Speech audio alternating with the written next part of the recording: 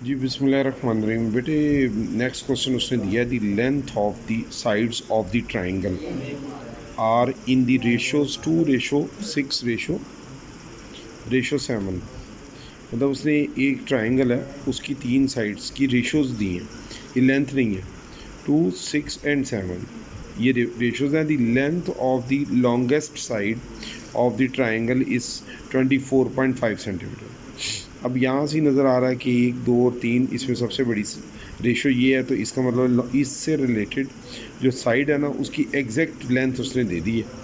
Work out the perimeter of the triangle, कहते हैं triangle के पेरीमीटर के लिए आप काम मुकम्मल करें अपना, बताएं कि वो कैसे निकलेगा। देखो आपके पास है सोल्यूशन में कि given ratios of the sides of the triangle are 2:6:7। पहली तो बात ये जहन में समझें कि ये रेशोज़ हैं, ये साइड्स नहीं है, ये मैं बार बार क्लियर कर रहा हूँ। Also given that the longest side of the triangle is 24.5 centimetre, ये गिवन है कि इससे रेलिवेंट जो साइड है वो 24.5 सेंटीमीटर है। इससे रेलिवेंट इसलिए कि longest ratio contain longest side. सही बात, सबसे लंबी साइड जो होगी उसकी रेशो की जो वैल्यू है वो भी सबसे बड़ी आएगी। We want to find the perimeter of the triangle. Let x be the common ratio.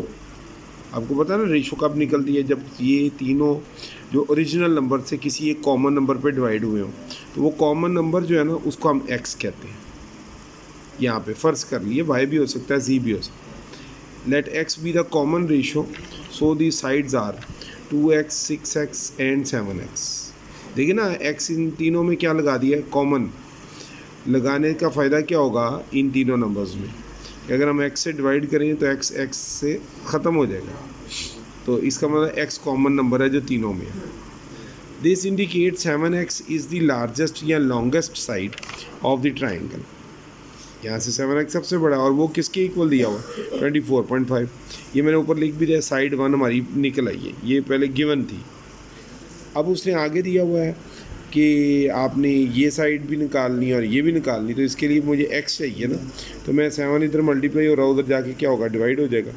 24 को 5 पे डिवाइड 24.5 को 7 पे डिवाइड करूँगा तो 3.5 आ जाएगा।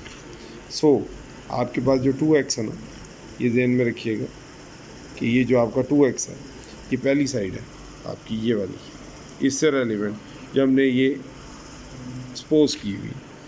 यहाँ पे x की वैल्यू 3.5 पुट करेंगे, 3.5 इंटू 2 7 आ जाएगा।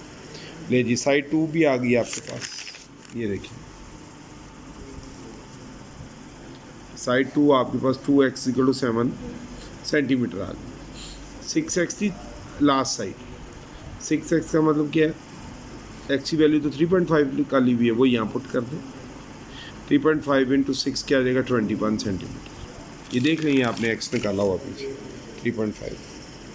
तो इस तरह साइड 1 भी निकल आई है, साइड 2 भी निकल आई है और साइड 3 भी निकल आई है। अब आप लिखेंगे as perimeter of the triangle, क्योंकि हमें तो निकालना ही है ना पेरीमीटर ऑफ द, वो होता है sum of all sides of the triangle. Triangle की जितनी साइड्स हैं उनको आप सम कर लें, 3 ही तो साइड्स हैं। तो पेरीमीटर ऑफ द ट्राइंगल क्या, 24.5 सेंटीमीटर दिया हुआ था एक का, दूसरे का हमने 7 एवेल्यूएट किया ये, और इसका 21 सेंटीमीटर निकाला। इन तीनों को आप ऐड कर ले तो 52.5 सेंटीमीटर आएगा पेरीमीटर ऑफ द ट्राइंगल। तो ये आपको वर्किंग समझ आ गई होगी होपफुली। इसमें मेहनत करें, अगर कहीं इशू आता है तो डिस्कस कीजिएगा। अस्सलाम वालेकुम।